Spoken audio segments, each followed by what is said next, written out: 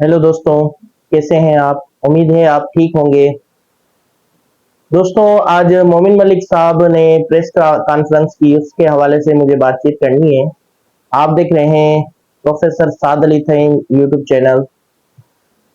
लेकिन दोस्तों, आपको पता होगा कि 1 अप्रैल को मोमिन मलिक साहब ने एक याचिका दाखिल की थी। उसके हवाले से प्रेस कॉन्फ्रेंस हुई है।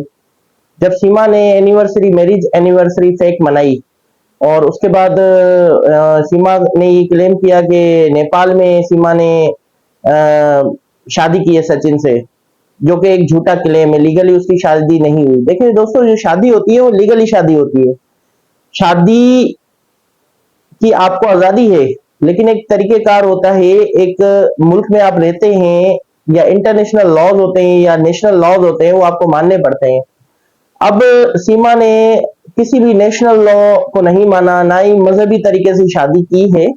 मजहब भी उसे इजाजत नहीं देता कि इस तरीके से सच्चे से शादी करे। सीमा अभी एक्स्ट्रा मैरिटल अफेयर में है, लिव इन रिलेशनशिप में भी नहीं है। तो यहाँ पे कहने का मकसद ये है कि उसी हवाले से मोमिन मलिक साहब ने याचिका दाखिल की।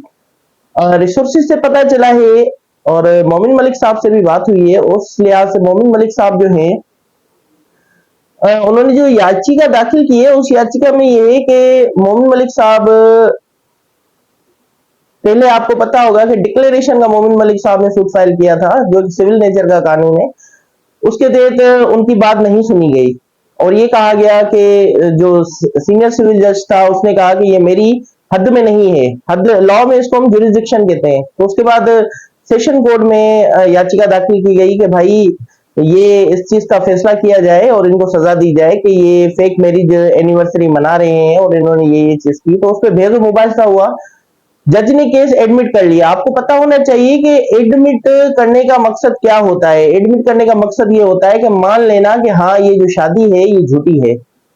और उसके बाद क्या होता है, उसके बाद नोटिस होते हैं और नोटिस में ये देखा जाता है, जवाब लिया जाता है पार्टी से और पुलिस ऑफिशियल से कि ये आपको कंप्लेन भी की गई कि भाई यहाँ पे फेक मैरिज एनिवर्सरी हो रही है। तो ये सेक्शन 11A की वायलेशन इन्होंने सीमा वालों ने की है। उसके अलावा इन्होंने धर्म परिवर्तन किया है बगैर नियरेस्ट अथॉरिटी की परमिशन के। तो ये सारे मामला इन्होंने किए हैं। पुलिस क्या कर रही है और उसमें इनके खिलाफ एक्शन लिया जाए। तो कहने का मकसद ये है कि ये सारे मामला जो है ये सीमा के अगेंस्ट है और जल्द ही सीमा को सजा होगी।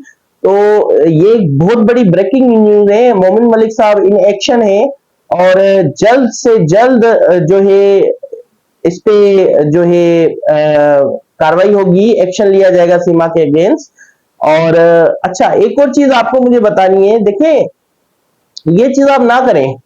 अ, अभी बहुत सारी अफवाहें चल रही हैं, जिस अफवाह में सीमा कोशिश कर रही है कि केस को जो है केस का नया रुख लिया जाए या से केस का सब्जेक्ट चेंज किया जाए, केस का मौजू चेंज किया जाए। तो आप कोशिश करें कि केस का एक ही मौजू होना चाहिए और वो मौजू है बच्चे। बच्चे पाकिस्तान आ जाएं, बच्चे गुलाम हैदर को मिले। ये मेन केस का मौजू होना चाहिए। हमें केस की यहाँ वहां नहीं जाना चाहिए। सीमा के साथ क्या जुल्म हो रहे हैं, क्या हो रहा है, इन चीजों को नहीं सोचे। केस पर ध्यान दें और हौसला अफजाई करें मोमिन मलिक साहब की। मिलते रहिए और हमारे साथ जुड़े रहिए। नेक्स्ट वीडियो का इंतजार करिए। नेक्स्ट वीडियो बहुत इंफॉर्मेटिव होगी और सभी दोस्तों को ईद मुबारक।